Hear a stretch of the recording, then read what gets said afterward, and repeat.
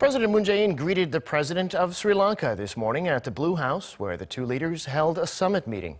In their discussions, they pledged to strengthen their country's bilateral relationship. Our Blue House correspondent Hwang Hojun has this report. The Blue House rolled out the red carpet for its third state guest. President Moon Jae-in welcomed his Sri Lankan counterpart to the presidential office Wednesday morning, where they reaffirmed 40 years of friendly ties between their two countries. President Moon commended President Maithripala Sirisena's pursuit of the unification of the Sri Lankan people after the country's civil war and underscored that they both share a similar governmental philosophy and a vision of putting people first.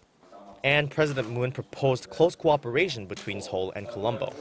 스리랑카는 식민 지배와 내전, 권위주의적 정치 등의 상처를 이겨내고 민주주의 발전 및 경제 개발을 추진하고 있어서 우리와 서로 경험을 공유하면서 인프라 구축과 개발 협력 등 분야에서 협력할 여지가 많다고 생각합니다. President Sirisena in return expressed his gratitude for the invitation and warm welcome. He pledged to fully support South Korea in the international arena and to fully carry out the UN Security Council's sanctions against North Korea. President Sirisena strongly condemned the regime's missile test on the morning of the summit. The upgraded partnership the presidents agreed to will include an increase in Seoul's financial support for Sri Lanka to aid in its sustainable economic growth. That will be in the form of an increase in South Korea's contributions to the Economic Development Cooperation Fund from the current $300 million to $500 million over the 3 years through 2019.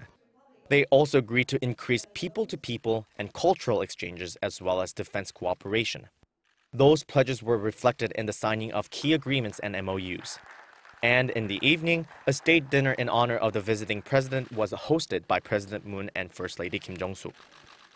President Moon emphasized that the visit of his Sri Lankan counterpart will establish the foundation for his new southern policy, which will broaden Seoul's diplomatic horizon beyond Northeast Asia to Southwest Asia. Hwang Hojun, Arirang News.